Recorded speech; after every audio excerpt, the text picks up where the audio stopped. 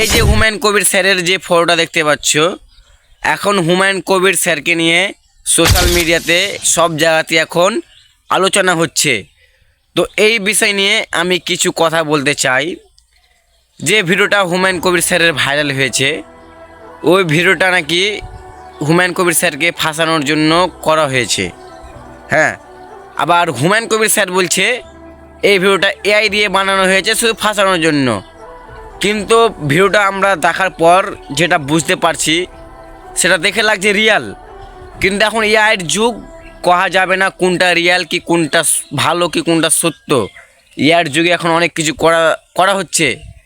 কিন্তু আমি গ্রামের ছেলে, সহজ সরল একটা ছেলে, আমি সাধারণ মানুষ হিসেবে আমি একটাই কথা বলতে চাই, এই ভিডিওটা যদি সত্য হয়ে যায় তাহলে হুমায়ুন কবির স্যার মুসলিমের সঙ্গে বিশাল বড় গাদ্দারি কাজ করেছে।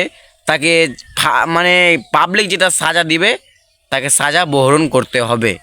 আর যদি এই ভিডিওটা ভুয়া ভিডিও, এআই ভিডিও এডিট করে তাকে ফাঁসানোর জন্য করা হয়, তাহলে এই ভিডিওর সঙ্গে যারা জড়িত আছে তাদেরকে জানে সাজা দেওয়া হয়।